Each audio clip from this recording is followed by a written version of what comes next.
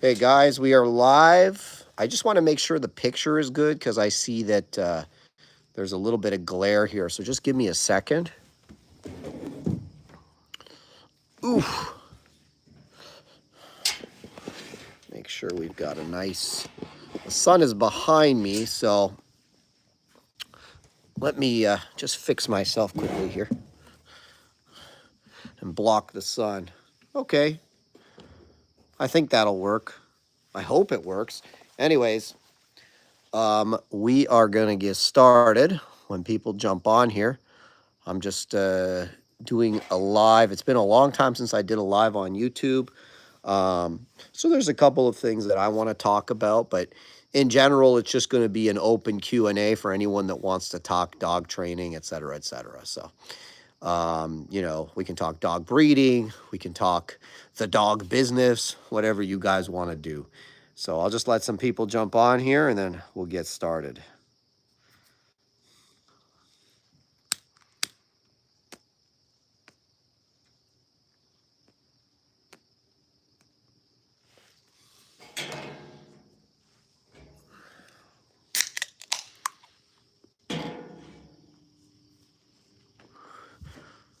I see you guys all jumping on here. Nice to see all of you.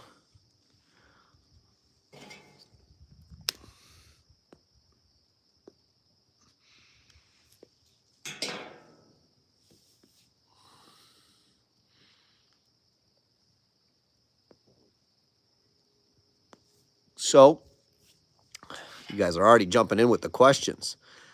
Nice. Okay, let's see what we got here. Michelle asks, gun-proofing dogs, do you do it? If you mean, do I expose dogs to gunfire? Yes, I do. Um, how much proofing we do with the gunfire depends on the ultimate end use for the dog.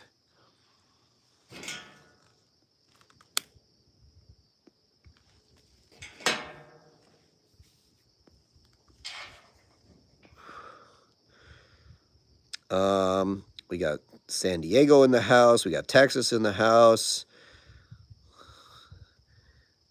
Who else we got? Ruslana says, hey, Haz, name a few of your favorite German Shepherds in IGP protection.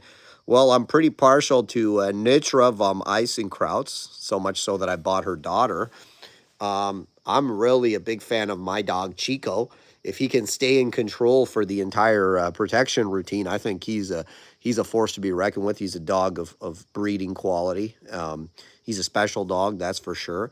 So those are two dogs that I'm pretty excited about.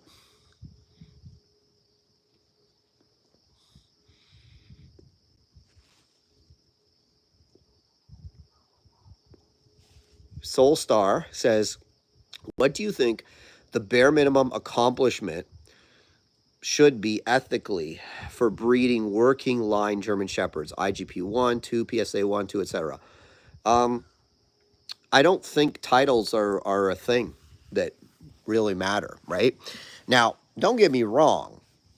I'm not saying you shouldn't do anything with the dogs, but I'm saying if you need a title to tell you if a dog is breed worthy, which unfortunately a lot of people use as a metric, you've got no business breeding dogs.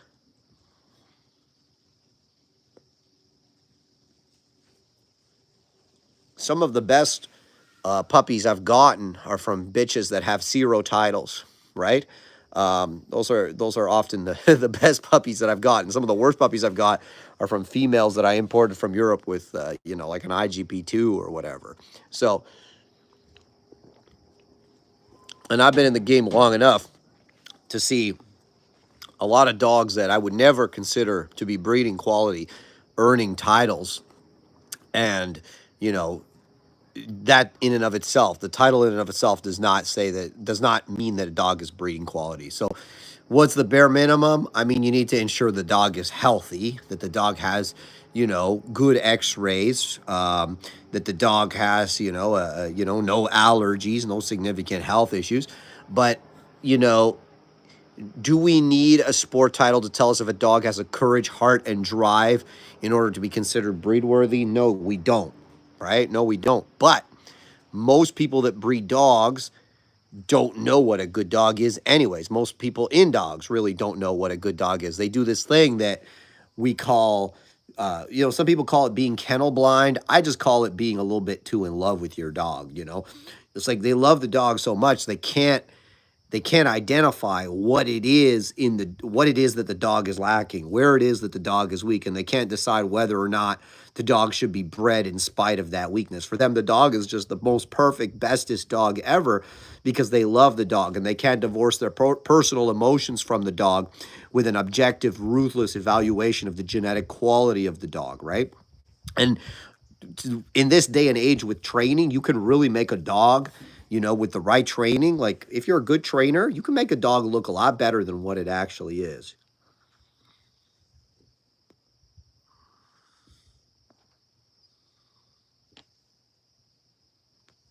Kevin says Shield Canine vest coming soon. Um, I'll probably make one at some point unless someone comes along and makes one I really, really like. Um, Caravaggio says pros and cons of owning multiple dogs. Well, sorry, let me see if I can wipe there. The pro of owning multiple dogs is, it's cool to have a whole bunch of dogs. I like running with 3, 4 dogs, especially if you're doing things with them. I have 2 sport dogs right now that I'm actively competing with. It's really nice to be able to show up to a competition with not just one dog, but 2 dogs, because it kind of gives you 2 opportunities to kind of do the same thing. So it's almost like a second chance. And then when you're, going on hikes and stuff, it's cool to go with a group of dogs and just let them run around and enjoy themselves. It's certainly a vibe, and I really do enjoy it. The cons are it's a lot of work.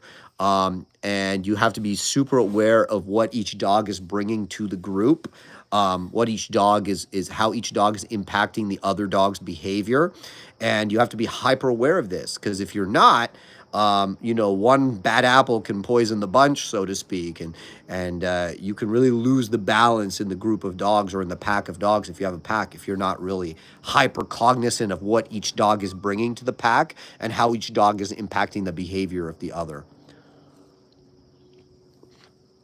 Big mistake people make is they try to add like multiple new dogs all at the same time instead of having one, getting that one super good, then adding another one and adding another one so that the new dog is always coming into a group of dogs that are generally very well behaved and very much, under control.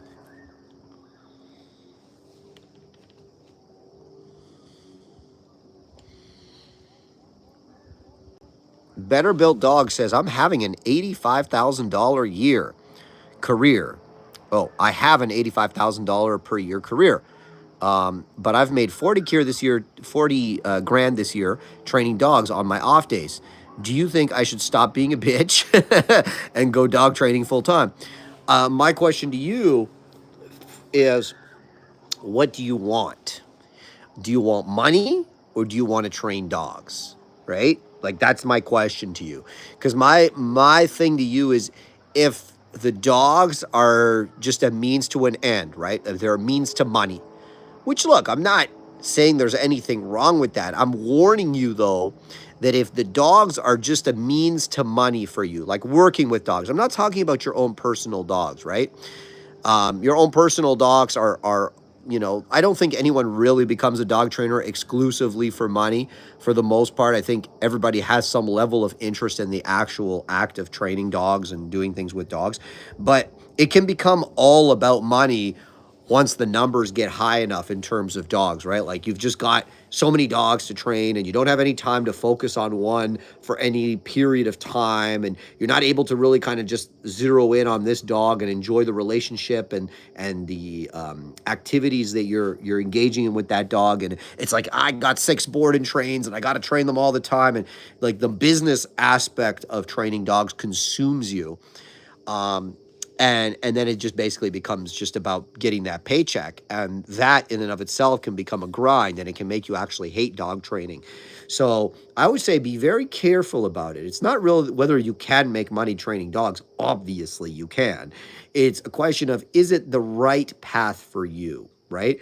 Is it the right path for you? I mean, look, you're telling me you made 40K on the side training dogs. I mean, if you use common sense and say, listen, if I applied all of myself instead of part of myself to this, could I make the 85K that I'm making at my career training dogs? Well, of course you can, right? And depending on the market you are, and assuming you're in the United States, I mean, you can certainly make a lot more than that even. The question is simply, is this the path that I want to go down, or is it not? You know, just because you like training dogs for you doesn't mean you're going to necessarily like training dogs for other people. So I always tell people, what's your long-term plan? I have a long-term plan, right? And my long-term plan doesn't involve me training a lot of other people's dogs. In fact, I don't do that now. I manage a dog training business. I manage the thing that is Shield Canine, but my primary time is spent training my personal dogs and managing Shield Canine, not actually training other people's dogs. I have a whole team that does that now. So again, you have to think about all these things.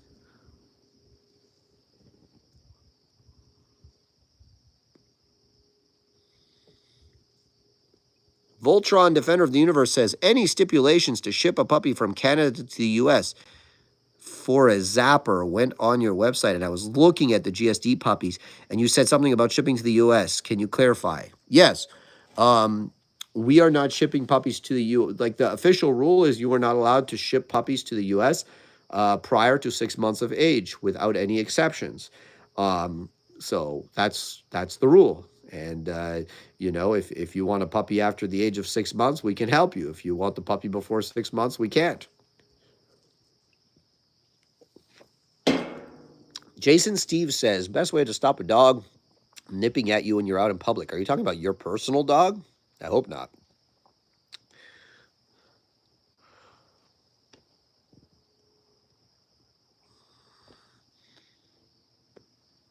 Tara McFadden says, I was wearing my Shield Canine shirt and had two police from different countries recognize and comment on it. I may have helped sell another off-leash course for you, Has. Awesome. I'm happy to hear it. And yeah, man, that shirt's getting all over the world. It's so cool to see people all around the world wearing the Shield Canine shirt and repping the Shield Canine dog training. That's the fantastic thing about online training is anybody anywhere in the world can do it. And I've had videos from the most random places that you would never think about. I'm still waiting for someone in Mongolia to do some dog training out there, man. I want to see some Shield Canine training in Mongolia.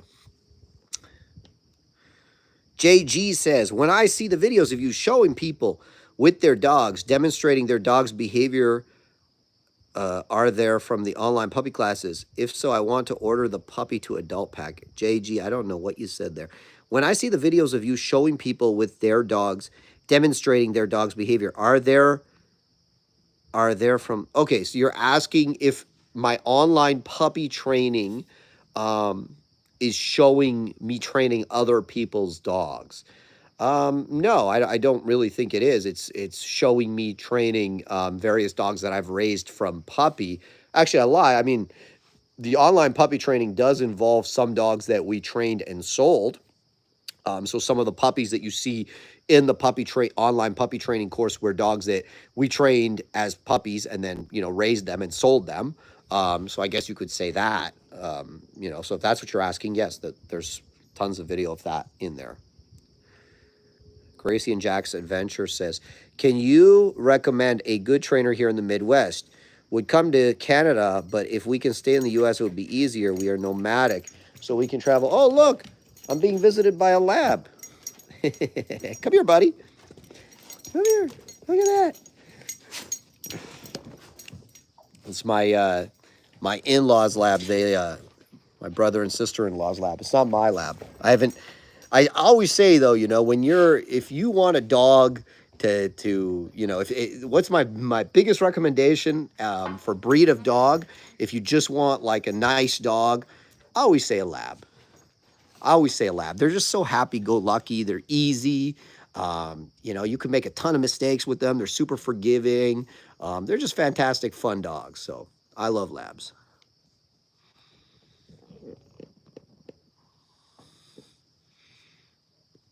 Hugo says, which is your favorite real, like what you and Oscar describe as the 1% of dogs that you've ever owned?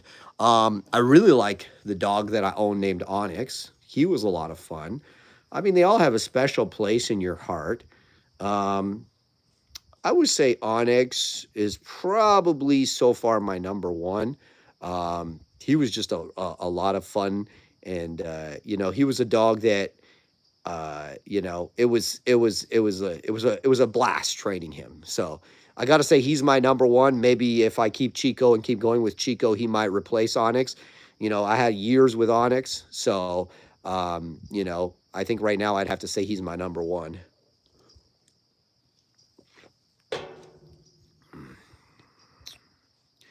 We got a lot of how are you doings in the house, and hey, how are you to everybody that's saying that. Sorry, I can't reply to all of you.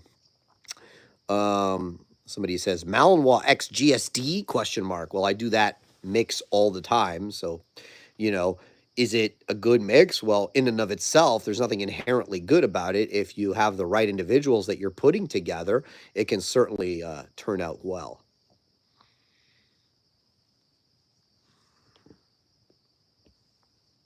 Shayna McDonald says, I have seen Gage and Chico are both going to Canadian Nationals. We're coming to watch. Awesome, Shayna. Well, I hope we put on a good show for you and not a bad one.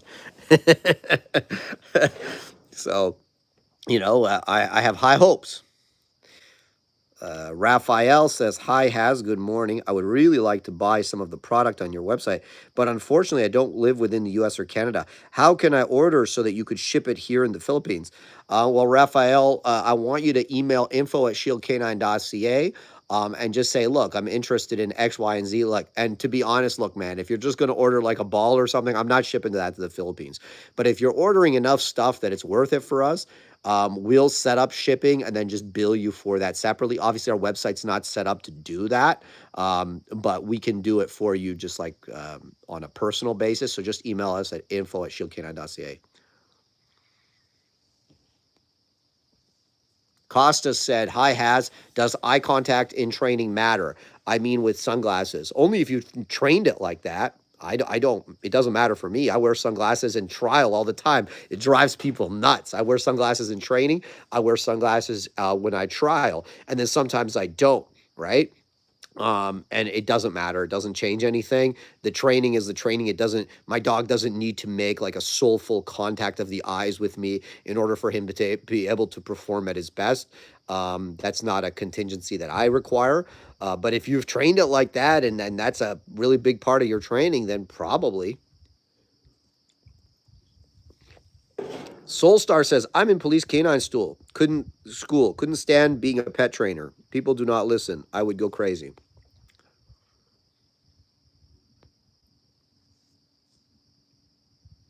Melissa, is that you? Soulstar. That name sounds familiar.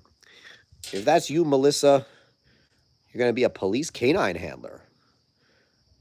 That's interesting. Well, good luck with that. Gregory Silas says, How is the trial prep going? Well, can't you see it's going great? I am not trial prepping right now. The reality is, I did a ton of trial prep before I went away on this. I'm on a little workcation right now, you could call it. Trial prep was going really well before that with Gage. Chico's still a wild card. I mean, really, I should have stayed home and trained Chico the last few days, but instead I've been doing something else. But at the end of the day, you have to balance your life, right? You can't just give everything always to dog training. And summer's been really crazy. So, between Chico being injured on and off, and then, me being super busy with a lot of other things, I haven't got as much prep in with him as I would have liked. But I think Gage is pretty good to go. Canine German Shepherd says, Hi, Has, loved the podcast with Oscar. Well, thank you very much. I'm glad you enjoyed it. Mohammed Fati says, Do you buy protection dogs? No, I don't. Jason Pacheco says, Hi, Has, is a dog constantly marking something you can legitimately stop the dog from doing? Yes.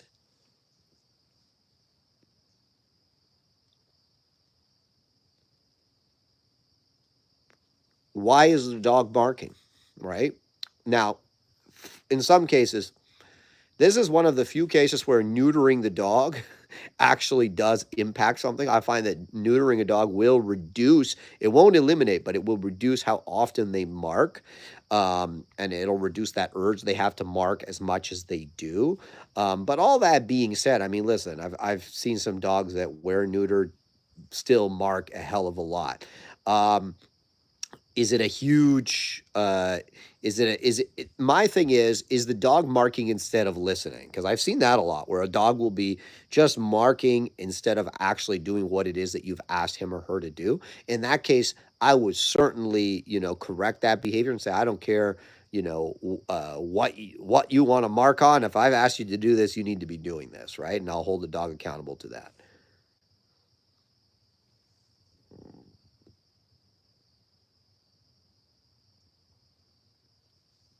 Everybody's loving the lab. See, I'm just getting down to those comments. Anna says, I could show you a clip or two to prove you wrong about labs. No, you couldn't. I mean, and I assume you're joking, right?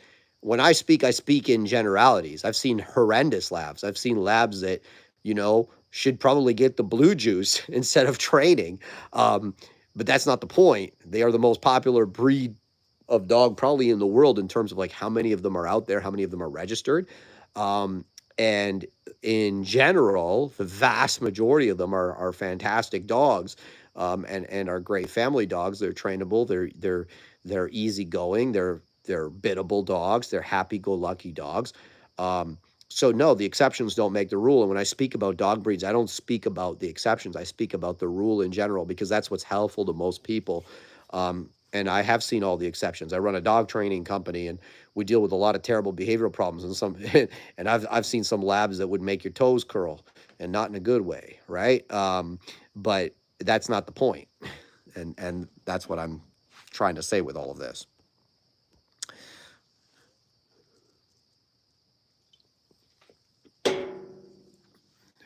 Voltron says, if I wanted to start dog training, what would be the first preliminary step that I would take? Would it be reading books? Would it be purchasing online courses? How do I get my practice in?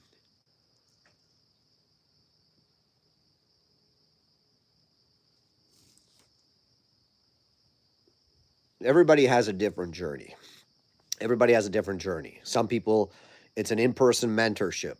For some people, it's just training their own dogs. For some people, it's reading books and getting online courses. Obviously, look, word to the wise, I sell an online course that is designed to teach you how to train dogs, run a dog training business, and actually will certify you. That's what I do. So there's my conflict of interest being expressed.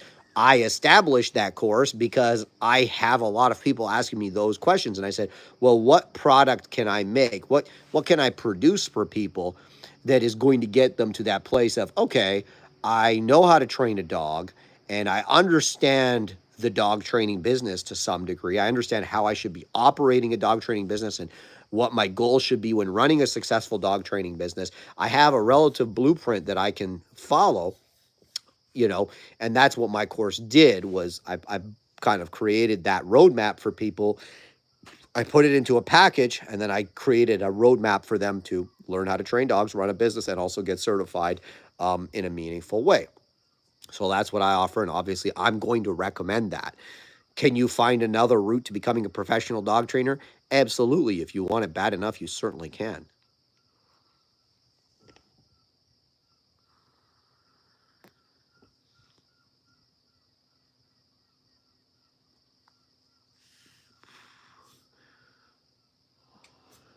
Let's see what else we got here.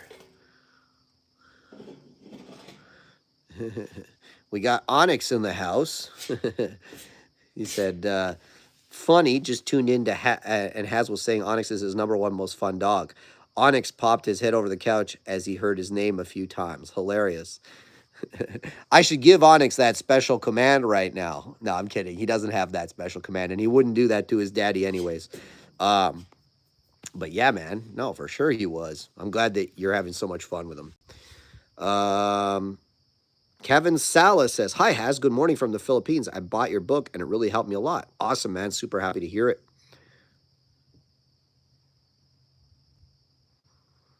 Lisa Smith says, "What are your thoughts on vaccinations? Do you continue to vaccinate through the life of the dog or do you just do initial vaccines?" Lisa, I just do initial vaccines and then I'll only do rabies if I'm traveling with the dog or I'm trialing with the dog. And that's just because I have to, not because I actually feel like I need to.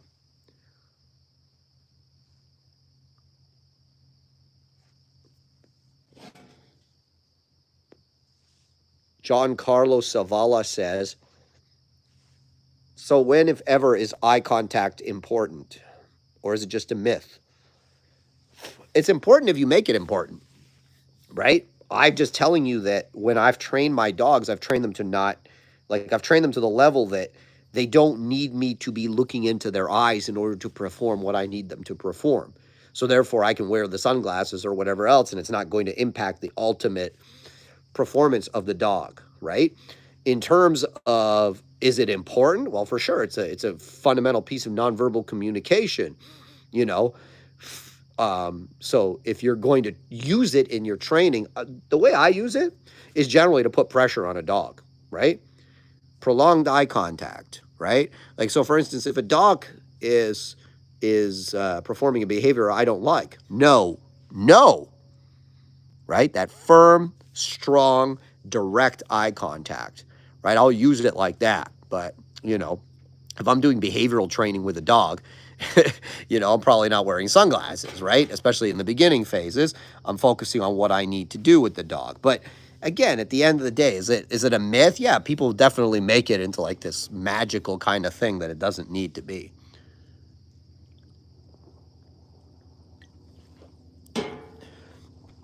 Kevin says, "Are grips 100% genetic, or can you build them up on a 2-year-old German Shepherd?"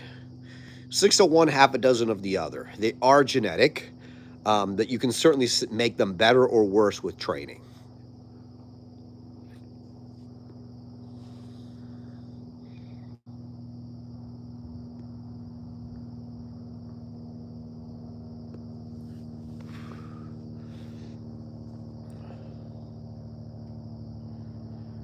Brad Tremblay says, "Hi, Has. Sold my certification dog Levi. Family is absolutely loving having a trained dog."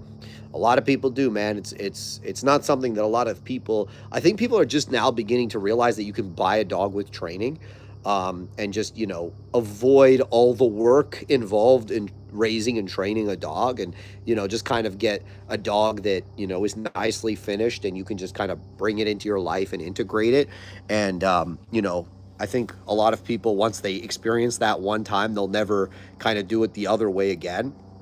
And listen, it's interesting because like in the horse world, we do this, right? In the horse world, you buy trained horses all the time, or you send your horse away for training for 6 months, and he comes back, and it's like, wow, okay, you can do all this stuff now. I don't need to worry about it. I don't need to put all these reps in. In the dog world, it's just starting to become the norm.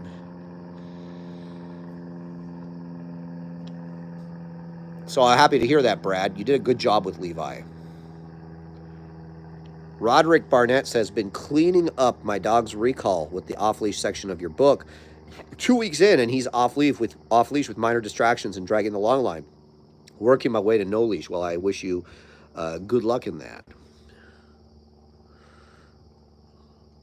Soulstar says, "Would you sell a green 6-month-old puppy? I don't know about price cut from the puppy package.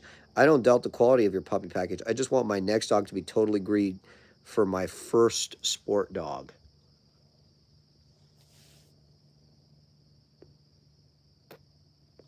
So you're saying you basically want a puppy that nothing has ever been done to it. It's just maybe gone out, been socialized, or maybe you don't even want socialization. I don't know. Listen, anything's possible. If you call us and you're, serious about a puppy, then, if you say, "Listen, I don't want a speck of obedience on this dog. I just want this dog to be raised and, maybe socialized," basically, I would hope you'd want some basic socialization and exposure. That could certainly be arranged. Lazy, that's me, says, any tips for unmotivated pit slash husky mix to get more motivated for playing with the tug or fetch? Yeah, I mean, you got to look at the way that you're playing with the dog. A lot of people are playing with the dog in a way it's like, hey, put this toy in your mouth and fight with me. And in many cases, the dog doesn't have a natural interest in doing that. So the more you try to force it, the more the dog becomes avoidant. Instead, what you have to do is I create the game and I say, listen, this is the game. I'll throw the toy, I'll chase after it myself, I'll pick it up, I'll be like, yeah, I got it, and throw it the other direction. And I'll do that a little bit. And 9 times out of 10, the dog is actually going to follow along with me. Even if he doesn't grab the toy, he's going to run next to me, he's going to wag his tail, he's going to be happy. And I'm going to build off of that, you know? It's not like, oh, the first day he won't grab the toy and fight with me for it. You know, in many cases, it takes weeks to get some of these lower drive dogs to play.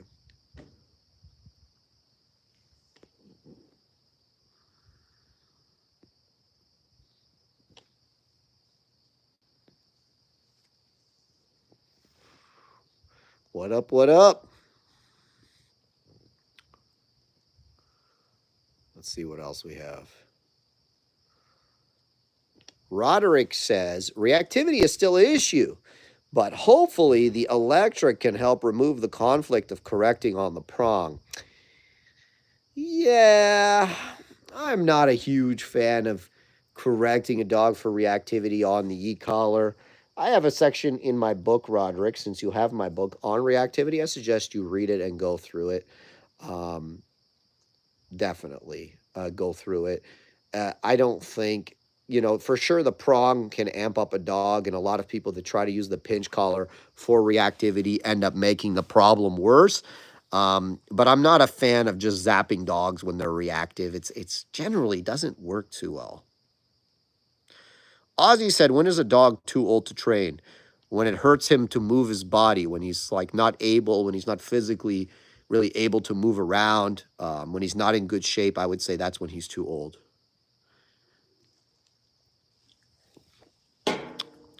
C. Palma says, what do you suggest for anti-flea treatment?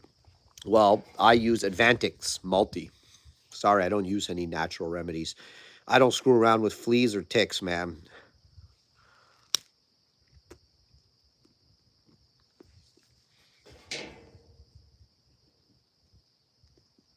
Kevin says, like the live. I agree. What's going on, guys? Only 36 likes. There's 147 of you in here.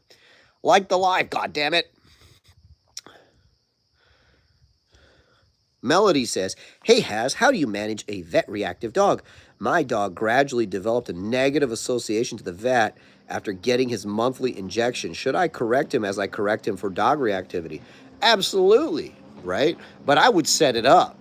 I would set it up. Like, for dogs that are terrible with the vet, I will actually set up like a fake vet check. You know, I'll bring the dog, put the dog on a table, maybe have somebody with like a stick, just kind of like a stick like this long, maybe just like poke the dog, and I'll hold the dog's head. And usually the dog will like react to that, because they think they're gonna get the injection, right? So I'll correct the dog for that. Hey, calm down. And then when the dog, usually what happens, so like I'll correct them for the crazy outburst, right? Get them to tolerate it, right? Get them to the point where they'll tolerate it. They won't be happy, but they'll be like, generally, okay, well, I can't be an asshole anymore, so I'll just, you know, they'll stay there. Then I start to reward them. Once I get rid of the outburst, I start to reward them and desensitize. Hey, whenever you get poked with the stick, something nice happens, right? And we build from there. That's just one example. You know, different dogs are different, but that's like just one example of how I would do it.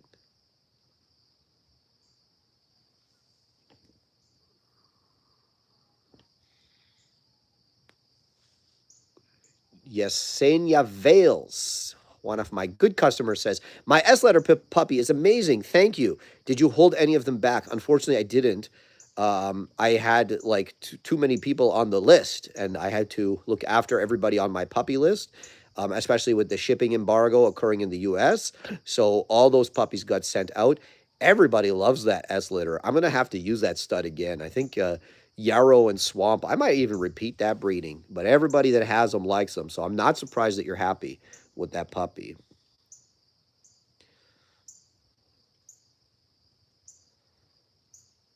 Okay. Pit bull dogs all type looking. Hey man, I'm going to buy my first dog.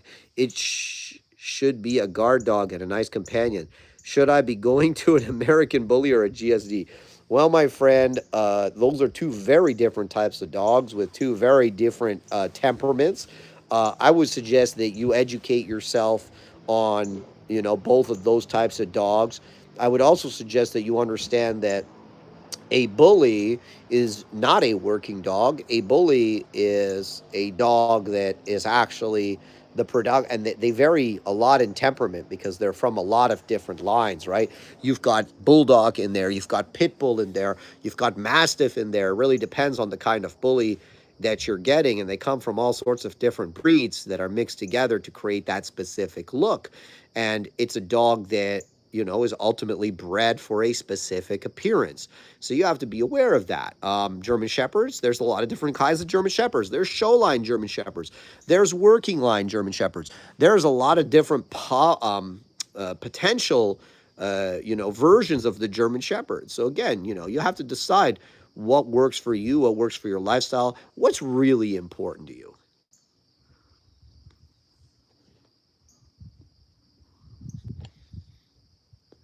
Mustard Seed says, "What are those pants that you use? I keep getting my pants ripped." Those are Eric pants. And I actually have a partnership going with Denise. She's Eric Outdoor USA, ARRAK. And if you use the promo code HAZ 10, HAZ 10, you get 10% off your Eric pants. So by all means, go buy some. I love them. And the reason I wear them is because A, they're cool, they're comfortable, and they don't rip easy.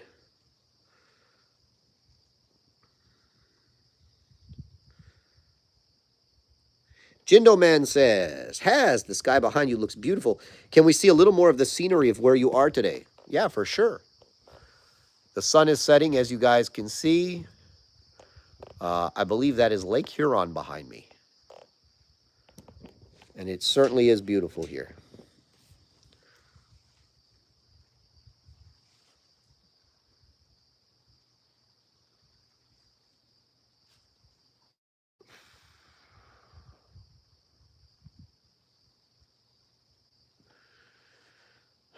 Aditya Shetty says, "Hey, Has, our missing ancestors at the back. Third generation of a breeding bitch's otherwise stacked pedigree, a red flag. Could this be the cause of concern, even if the dam is bred to powerhouse stud?" Well, it certainly could be. I like to know everything in 5 generations of a pedigree, but it's up to you to decide, if it's worth the risk or not. JT Suits says, "Hey brother, big fan. When should I get my 6-month-old lab beagle into agility?" Start right now, my friend. Get after it.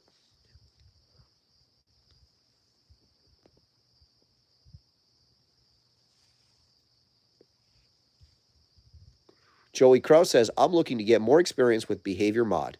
Do you ever have people out for the day or to get experience with you or your team?" Currently, I don't have any in person experiences like that that I've turned into a package. That is something that I'm looking at.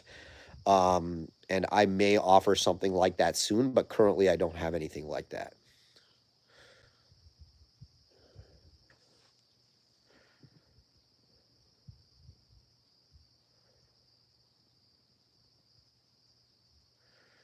Anna, I don't think you're particularly well. Some of these questions and comments you're making are highly suspect.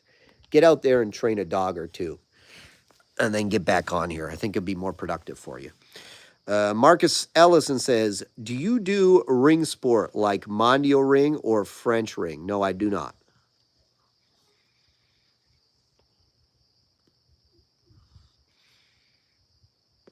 Shada McDonald says, "The online courses are great, step by step, and access to the Facebook group for support is helpful." Happy to hear that. Uh, Synth says, "I'm looking to buy a personal protection German Shepherd in the future in the UK, as times have gotten a bit dangerous. I'm looking for a dog with a very deep and loud bark. As most scenarios, I want a deterrent dog." Okay, well, good luck to you.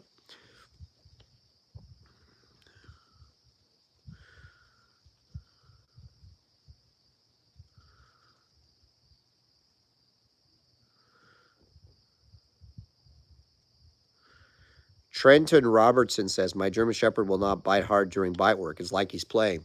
Well, he probably is playing, right? You got to bring that reel to him.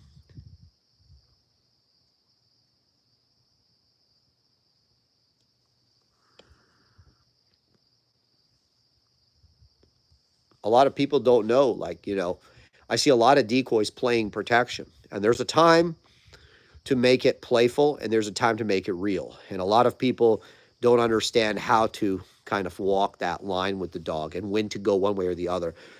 Being a good decoy takes years of experience. It takes many, many, many dogs under your belt. You're going to make mistakes. You're going to screw things up. You're going to fail upwards, hopefully, if you're being, uh, let's say, smart about things, and you're being, critical of yourself and being cognitive about your training. But being a decoy is probably, I would say, and I'm not talking about the mechanics of being a decoy. Like, the physical mechanics are not something to sneer at, but fundamentally, they're not overly complicated. Even someone that's relatively unathletic like myself can become a proficient decoy. What it is the art of being able to read a dog and know what that dog needs in that specific moment. That is what takes years and years. And, a lot of people will never get it. They just don't have that natural talent. They might have the physical talent, they just don't have that ability to read the dog.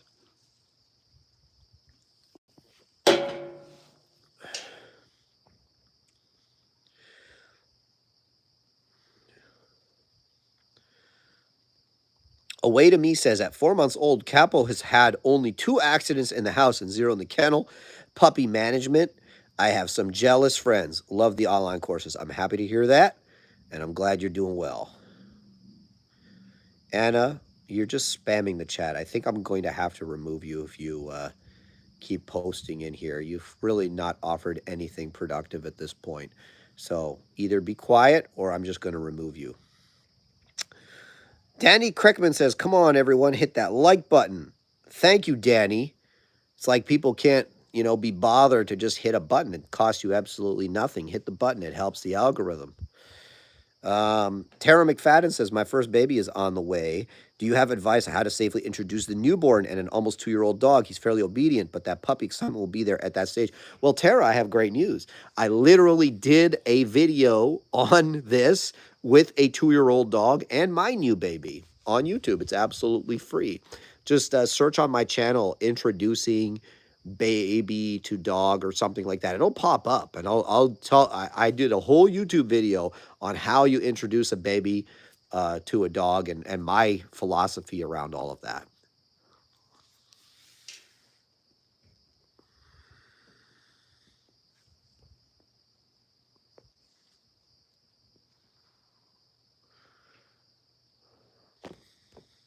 Sorry, guys, I'm missing all these comments. Battle Buddy Canine, my friend from Texas, has, hello, my friend, recommendation on how to entice people to want to become helpers and decoys. I don't entice anybody, buddy. I don't entice anybody, Jeremy. It's either in them or it's not. I don't believe in kind of enticing people into that. They have to have a passion for it. If they don't have a passion for it, I'm not interested.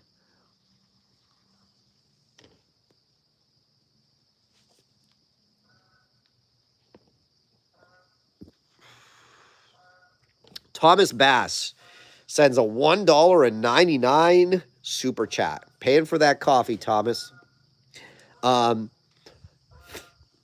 Best way to build retrieve drive. You've got to make the dog, you got to figure out what it is that the dog likes. A lot of dogs like tugging more than they like actually retrieving. So once you teach the dog to realize that when he brings the toy back to you, there's going to be a game associated with it, like a competition between you and him for possession of the toy. He's not just bringing it back to you so that you could throw it again.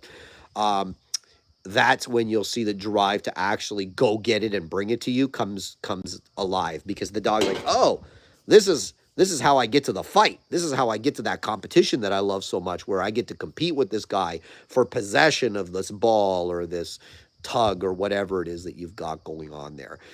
Start with short distances and build up from there, right? Build that drive, build that desire, do short, intense sessions, and always leave the dog wanting more.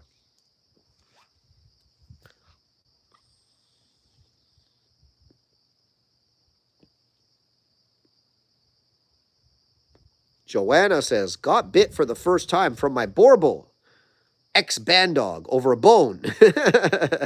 Any tips to fix this? Doesn't show any aggression over the food bowl. Also, first big bone. Yeah, well, you'll find something that the dog will show aggression over. Yeah, stop fucking with him. How about that? A lot of people like, fuck with the dog's food. They fuck with the dog's bones. When I give my dog something, I give it to him. I don't go and feel the need to like put my hand in his mouth and see if he's willing to give it up in order to prove to me that he's not going to be aggressive. And nor is that this is like a big myth out there that, hey, let me give my dog something valuable and then take it away, and this is going to prevent him from becoming a resource guarder. That's not true. Actually, it makes it more likely he's going to be a resource guarder because he's learning. He's like, oh, she is going to take my stuff away. She is going to take my food away. She is going to take this bone that I love away, right? So you're actually making it more likely that the dog develops a resource guarding behavior. Stop messing with them, right? There's a way to teach a dog to leave it properly. It's a whole thing, I will say this, the easiest thing that you can do at this age is trade with the dog. You can encourage him to come to you, give him some food, and usually when the act of taking the food, he'll drop the bone, and you can, with a conflict-free process, take him away from whatever it is that he has. But if you want to get into fights with your Borbal over bones and food, by all means, keep doing what you're doing.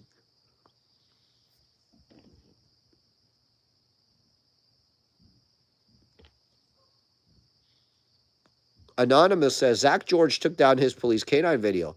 How do you feel about being a strong advocate for different types of training methods? Yeah, Anonymous, he didn't take that video down because of me. He took that video down because a lot of the footage that he stole to make that video and vilify dog sport and police dogs was not his to take. And that's why he took it down. Zach George is, he's a sad little man. He doesn't make, for the most part, he has to stay relevant somehow. And he can't stay relevant by training dogs because he doesn't really do that, right? So he's got to, find some windmill to joust with. If those of you that are familiar with the what is it? The story of Don Quixote, right? The knight that jousted against windmills, right? This is Jack George, basically. He needs something to justify his existence. He needs to always be putting that content out because he's a content creator. He's not a dog trainer. And when you're a content creator, that pressure is on. You've always got to make new content. You've always got to keep your followers, stimulated and excited, right? So he's got that pressure. So he's always got to come up with something.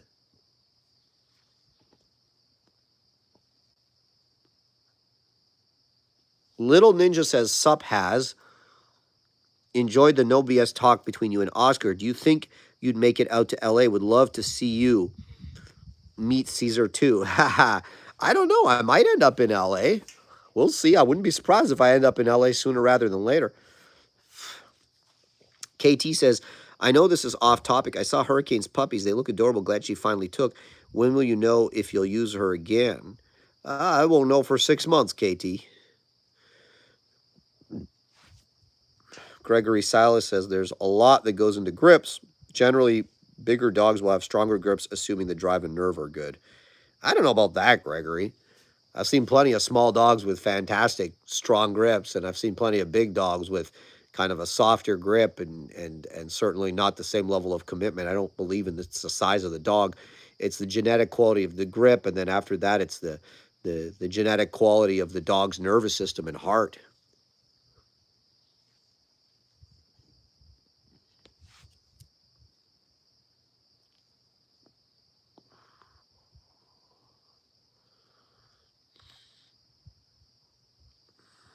Let's see here. I see a lot of questions. I'm just kind of skipping away here.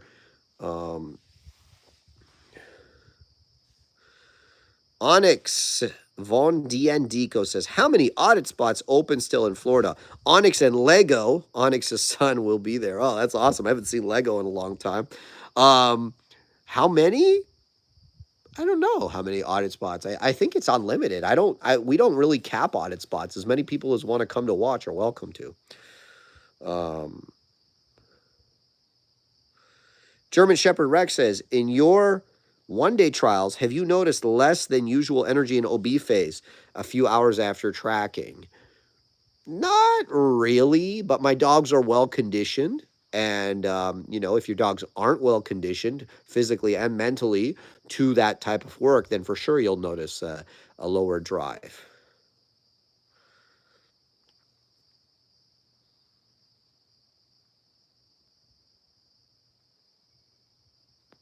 Lisa says, love the podcast with Oscar. I appreciated you addressing all the bashing of Caesar. Well, I've said it before. What I said to Oscar, I've said it in different ways before. And I'm a big fan of Caesar Milan. I think he's a legend in the game, and anybody that you know doesn't believe that is not paying close enough attention. Ty says, I have an 8-week-old sport potential German Shepherd, very confident but not excited about strangers or dogs, which I like. Would you let friends play and gush over him? Or is that counterproductive for work? I think that's counterproductive for life. If he doesn't like it, forcing him into social situations he doesn't like isn't going to make him better. It's going to make him worse. So, whether you're doing sport with the dog or not, I certainly wouldn't recommend that.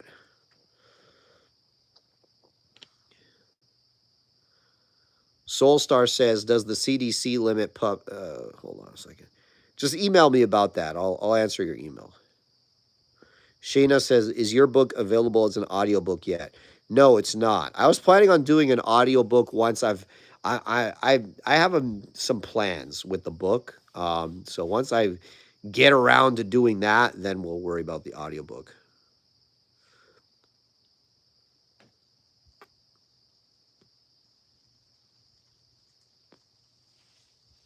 Mina says, what would you do for a 1-year-old fearful chihuahua which runs away when it sees the lead? My neighbors can't get the dog to go on a walk. Well, I would definitely start pairing the leash with a positive thing. Typically, what it is with dogs like this is they've just never been taught how to deal with the world. They don't know how to walk even properly on the leash. So all the unknowns associated with going out in public and being on this leash that the dog doesn't know how to walk on, it creates a lot of stress. All the uncertainty of it creates a lot of stress. So I don't really give the dog a choice. I just leash the dog up and take the dog out every single day, twice a day.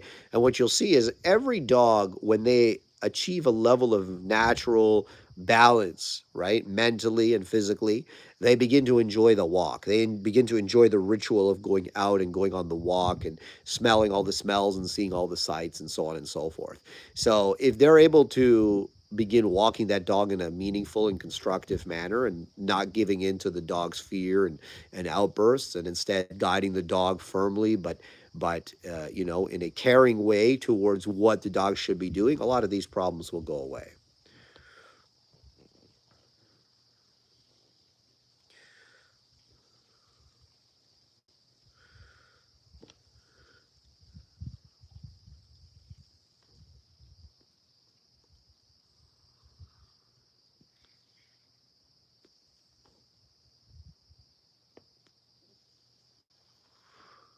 Synth Sivan says, regarding my last comment about the deep bark, how would I look into inquiring that when looking for dogs, I was thinking of buying in the future from you, even though I'm in the UK? Well, say, look, I want a dog with a deep bark. Uh, I mean, just about every dog we sell has one. But if you want a real deep bark, then hit us up and let us know, and I'll tell you, well, this one's got a deep bark. That's fundamentally it. Um, Kara says, the last podcast with Oscar was so good. Your wife sounds awesome. You should have her join you on a podcast to talk parenting parallels and living with spicy dogs as a non dog person. I don't know, Kara. We'll see. I like to keep my wife separate from the work and separate from all that I've got going on here with the social media and Shield Canine. I'm not saying that I'll never do it. I'm just saying, I don't know if I'll do it. I guess that's what I'm saying. All right. Connor says, do you think that being an IGP training helper represents the highest level of dog training, or maybe extreme behavior modification requires more skill? Interested in your opinion.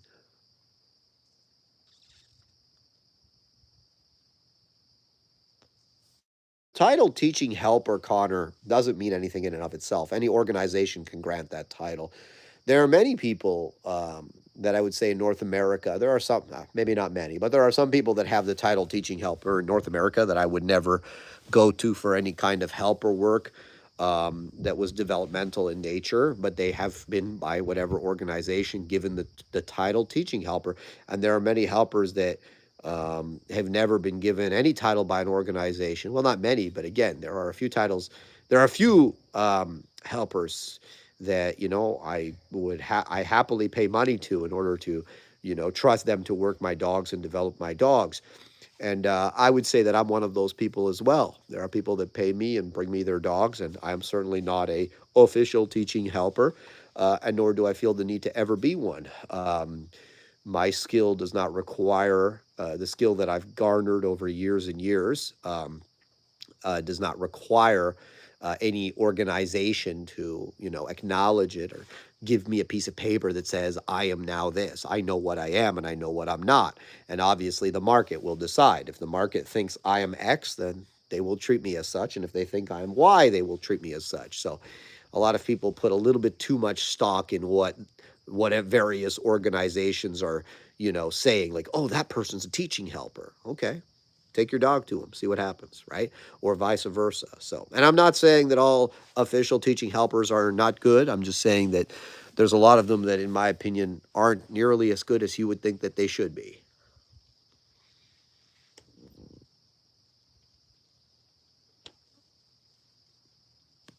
Brad says, if I want a dog to compete in PSA or IGP, what's the better route, puppy or older dog? Pros and cons. Well, um, I've gone both ways, Brad.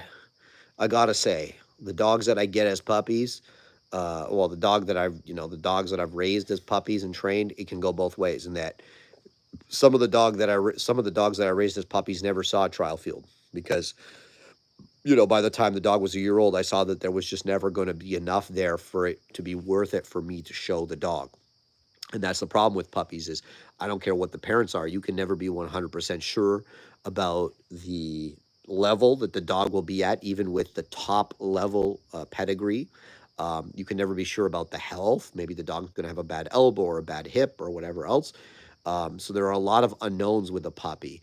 The positive thing about a puppy is every piece of work that goes into that dog is yours, and you can take sole responsibility for the development of the dog. And for me personally, I'm at the place in my training where that's actually extremely beneficial, and that's why Gage has had the success that he's had. The positives of getting an older dog and starting with an older dog is you already know the health of the dog, and the drive and the fundamental character of the dog.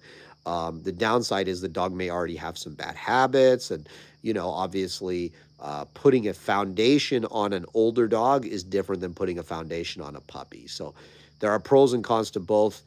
um, you know i've said I've said recently that I will not probably ever do another older dog, as in like a 3, 4 year old dog again for dog sport. I think, you just lose too much in terms of the foundation, the critical foundation period. And I think I can make a better overall product when it comes to a sport dog if starting with a dog that's like below a year of age. But that's my personal opinion.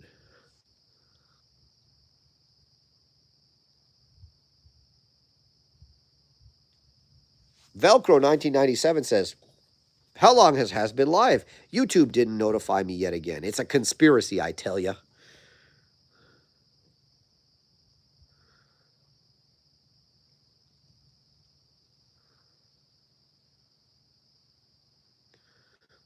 Taco says, I can't tell if you look like Nico or Trevor from GTA. Well, I don't play video games, so I couldn't tell you either. But I hope they're cool. That's all I can say. Naomi says, who are the dogs you have seen in the WSV or the FCI World Championship that you prefer? I don't know. I don't really. This year I'll be watching probably both of those competitions in person. So ask me afterwards. You know, I don't generally, unless it's a dog that I'm specifically interested in from a breeding standpoint or something else, I don't generally go and watch that kind of competition footage. So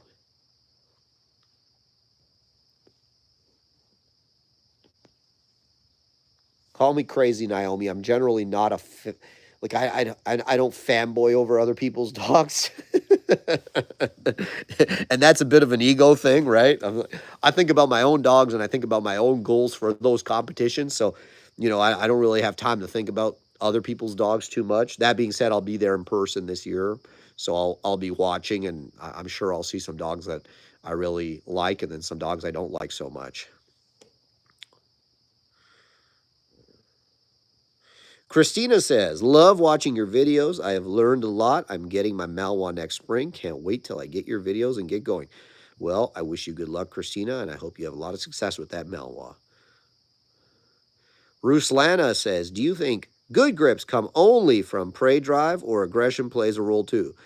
Aggression can impact the grips, but gripping in and of itself is a prey behavior. It is part of the component pieces of this thing that we call prey drive. If you guys watch my YouTube, you know that I don't view prey as one thing. Prey drive is actually a variety of traits that come together, right? So you've got everything from arousal to pursuit to grip to possession, right? Prey drive is not one single thing. You even have hunting, you've got stalking. There are a lot of component pieces to prey drive, and depending on the dog and the ultimate purpose for that dog will depend on what prey is being, expressed in that dog. So, for instance, if you want to look at, the German Shorthair Pointer, they have a lot of stalk, right? Like they've really highlighted the hunt and the stalk in those dogs. They will hunt for the prey, and then when they see the prey, they will go into a stalking behavior. That's the point, right? When they stop, they freeze, and they lift that paw. That is, we call it a point. It's actually a stalk. That is the stalking component of prey drive. So someone figured out down the road that breeding dogs that had this component of prey in great profusion, where the dog would hunt really hard, find the bird, and then go into a stalking behavior, pointing at the bird and basically body freezing and pointing at the bird, was actually very useful for upland game hunting, right, or upland bird hunting. So this is a component of prey drive that was focused on in the selective breeding of the dog that is now the German Shorthair Pointer. And then, of course, the dog does have, the pointers do flush and they will retrieve, but the strongest component of that drive for them is the stalk. Whereas with other dogs, you'll see that their arousal is much stronger. The dog maybe doesn't have a lot of hunt, they don't have a lot of stalk, but they have a very high arousal. And it creates, the arousal manifests with a lot of movement, a lot of noise, and then a really fast pursuit and maybe a really strong grip. And then they want to retain the prey and possess the prey, which is in bird dogs, obviously, maybe not such a good thing, So depending on the breed and the ultimate purpose of it, we've played with the prey drive and emphasized certain components of the prey while de-emphasizing or actually trying to remove other components of the prey that weren't maybe so productive for that job. Herding dogs, for instance, like border collies, have a lot of stalk. They have a lot of pursuit. Some of them have grip, some of them don't, but of course they're not generally like full mouth gripping committed dogs. They're more bite and let go and circle, and so again, it really depends on the dog and the ultimate purpose of the dog. So that's a long answer to your short question.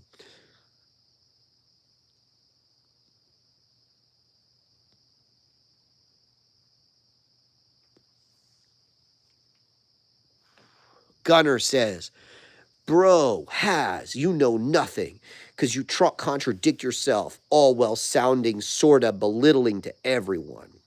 I'm going to belittle you right now, Gunner. You need to learn how to write the English language, my friend. Your grammar and your spelling are terrible. You need to be able to communicate effectively, both in your speech and in writing. And a lot of people lack that fundamental ability, especially if you're going to be throwing shade at other people. You have to be a good communicator, my friend. I think what your problem is, Gunner, is a lot of people want a very simplified view of things. They want things to be black and white. They want things to be easy.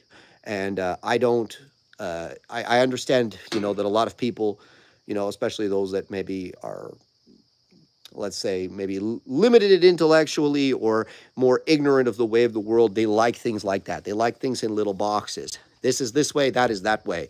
There is never crossover between the two. But especially in the world of dog training, which is my forte, that is never the case. We speak in general rules, but there are always exceptions to the rules. There are always things that contradict the way you think things should go, and you have to be able to deal with that. Otherwise, dog training is just unfortunately not for you. A lot of people think that I belittle others, and in some cases, I do belittle people. I try not to make a habit of it, but I would say that I'm often very sure and clear and direct in my communication, and I'm very confident in the way that I communicate with people, both in person and on the internet, by the way. And that rubs some people the wrong way. They don't like seeing someone that's sure of themselves. They don't like seeing someone that's confident in what they believe in and confident in what they say. And they perceive it as, a personal attack on them. And unfortunately, that's just their own insecurities playing out, and then projecting said insecurities. So that's my long answer to your short comment. Lady Geckofoot said, I watched Zach almost get wrecked by a female German Shepherd that gave him every warning in the book before she snapped at him, and he still missed it. Well, yeah, Zach George is not a dog trainer.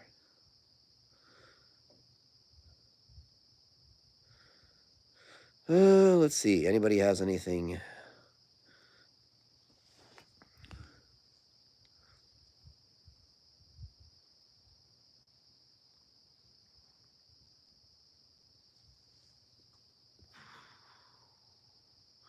When fixing reactivity, do you just correct the dog or change their mindset? If I'm interested in purchasing your course, Tyler, what do you mean? Do you just correct the dog or change the dog's mindset? What is a correction? Let's play that game. What is a correction? Do you mean, do I punish reactivity? Well, 100% I punish reactivity. What is the scientific definition of punishment? Again, this is where this brings me back to Mr. Gunner's comment, right? Where, if I was a dog trainer that, wanted to, sell you a unicorn, yeah, no, we changed the mindset, we changed the emotion underneath the behavior and blah, blah, blah. And I'll tell you all these cool stories to get you to buy my shit, but I don't really care if you buy it or not. So here's my take on it. Okay, here's what I'm going to tell you.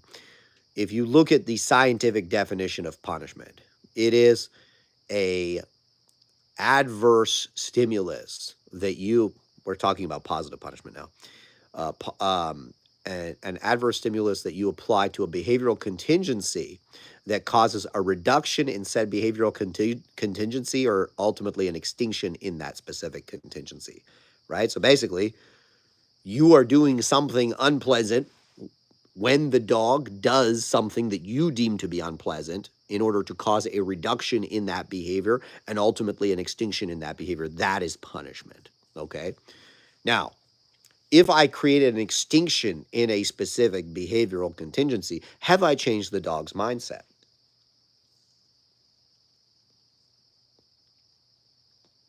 Now, to be really clear, that is not what you do for reactivity. You don't just punish the bad behavior and that's it.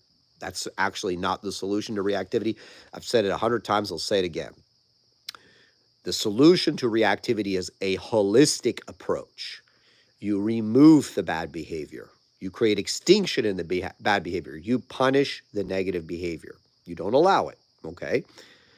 You also teach the dog functional behaviors that not only give you functional control and the more convenient ability to handle the dog, but also give the dog the ability to develop more freedom and the ability to do things that they don't normally do. And here's what I mean.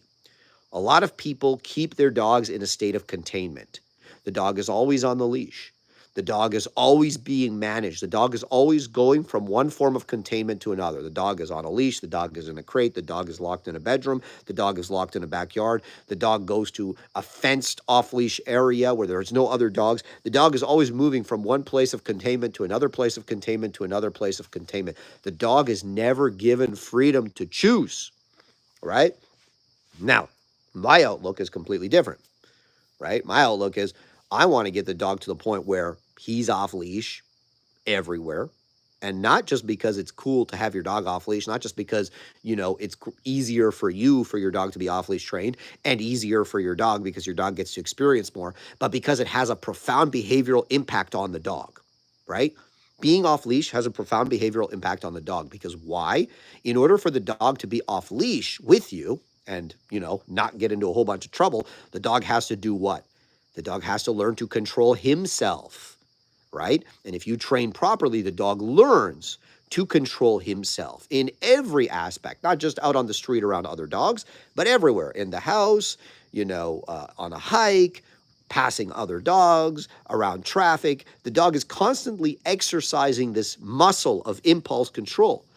And because he's beginning to exercise, because he learns to utilize this thing we call impulse control, he becomes much more in control of his emotions. He becomes much more in control of his instincts that drive him to perform certain behaviors. Even if he's wired to do something like be reactive or chasing squirrels or whatever it is, he is now able to control that impulse much more than he would be if he was consistently living in a state of containment.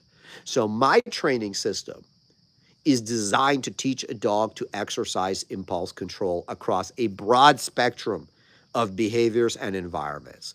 And that is what ultimately creates a dog that, even if they are heavily genetically predisposed to be reactive, they're able to control that reactivity, be around other dogs, be around other people, of course, within reason. We're not going to maybe take the dog to a dog park and let him play with other dogs, but we are going to expect that he can pass by other dogs in very close proximity and behave himself, right? So, again, long answer to your short question. I do 100% punish the behavior, but I also will teach the dog all the functional behaviors that he needs. I will teach the dog how to play. I will teach the dog how to live, not just correct him for being bad, right? But that is one aspect of it. And by the way, when you stop allowing a dog to engage in certain behaviors, right? When you look at reactivity as a whole and you say, you will not engage in any aspect of this reactivity, you will, over time, if you hold the dog to that, change the fundamental behavior of the dog. You will change the fundamental mindset of the dog, right? But a lot of people don't understand that.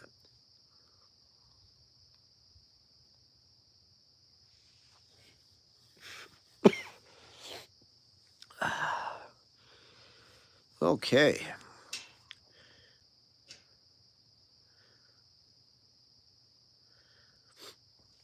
Lynette asks, are you open to potential breeding of one of your female German Shepherds to an outside male German Shepherd? Certainly not. Why would I ever do that? I would never. That's a weird thing. Typically what it is it's the owners of the female that ask to breed to a male. Uh, I'm, if you own, like, if you own a female and you want to breed to an outside male, you would ask that. But like, the males, like the stud owner never asks to breed. You know what I mean? That's not a thing. But no, I would not be open to that because I believe that I have access to some of the best studs in the world, and I definitely don't need to be using random outside dogs that I don't know, haven't worked, on my females.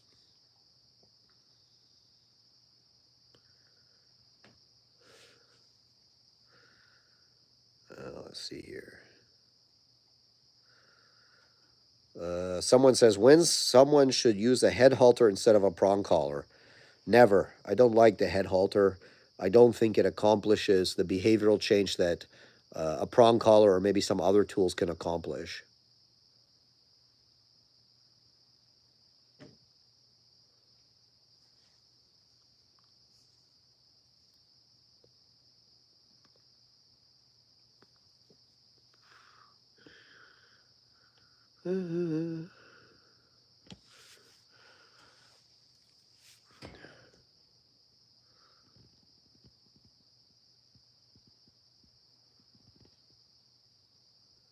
Costa says, is it possible the best positive only trainer to train, for example, a 3-year-old 55-kilogram male Rottweiler that wants to kill everything that moves without prong punishment and corrections? Well, you don't need a prong collar to train that dog. In fact, I probably wouldn't even use a prong collar for the dog you're describing. If the dog truly does want to kill things and would derive a lot of personal satisfaction out of killing those things, which would be a necessary component to actually wanting to kill things, no, you would not be able to properly train that dog with positive only training because you're trying to remove something that the dog finds positive. That's the whole problem with positive only training, right? You're giving the dog nice things in order for him to do nice things. But the problem is he can do nice things on his own. That's why we don't have like a program, for instance, where we would, okay, we don't need police in the world. Like we don't, let's first, I live in Canada, you know, in the grand scheme of things, relatively nonviolent place, okay? But we still spend, you know, like hundreds of millions, if not billions, on policing, right? And the criminal justice system. Instead, why don't we simply say to everybody, listen, every year, if you're good, you will get, I don't know, a $100,000 check, right? It might actually be cheaper to do that, right? To say to people, if you're good every year, you will get a $100,000 check from the government. Maybe you can like put it on a spectrum where people that are better behaved get more money and so on and so forth. But the reason why we don't do that is because we know that people, even if they were getting financially incentivized to be good, would still choose to be bad, right? And would still do things that were, you know, unsafe, that were predatory, that were harmful to society, even if you offered people the maximum incentive to be good, right? There would still be a subset of the population that chose to be bad. So positive only training doesn't work for humans. So why in hell would it work for dogs? You know, it doesn't make any kind of sense, right?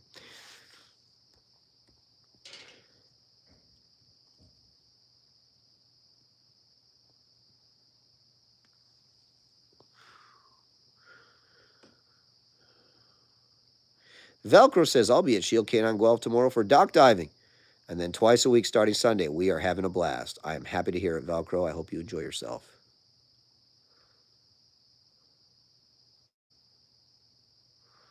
Let's see here. What do we have? Alberto says, you feel you are at a disadvantage with German Shepherds competing against Malinois. Not in general, but, you know, there are certainly some Malinois that are extremely fast. Um, Looks like we're running out of light here, guys.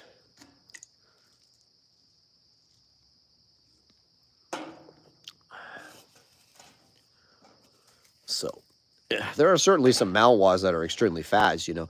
The reality is the CWDF, the Canadian Working Dog Championship, you know, we came in second place. And who came in first place? A fast little Malinois with really nice grips and good speed.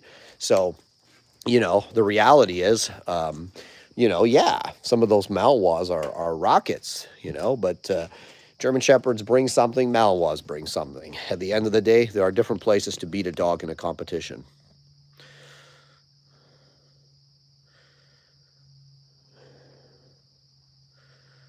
Kara says, you are the Gordon Ramsay of dog training. I am here for it. Well, I guess that's something.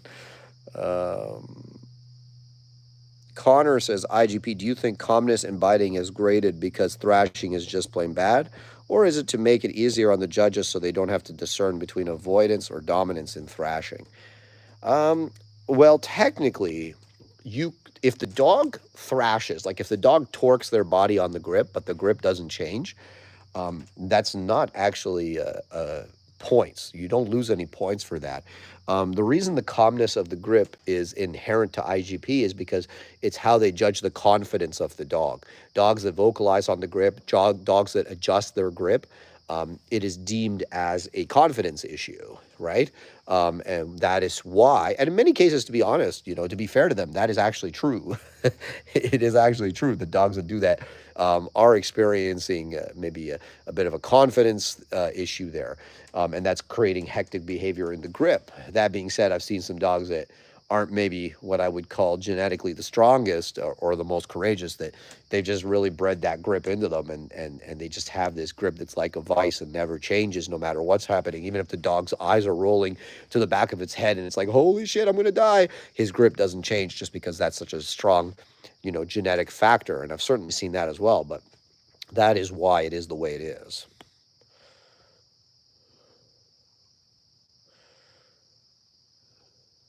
All right, guys, I know a lot of you are throwing questions at me. It is dark out here.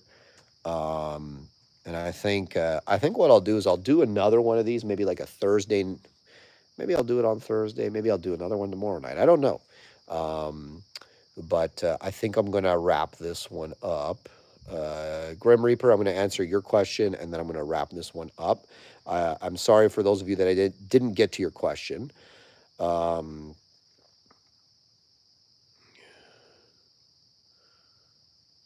Let's see here. Did you already get selected to be on the WSV World Team? No, that is why I'm competing at Canadian Nationals. Canadian Nationals in 2 weeks. So I'm competing to be on the WSV World Team. I'm on the FCI team. I'm not on the WSV team yet. I hope to be on that team. So I hope that answers your question. All right, guys.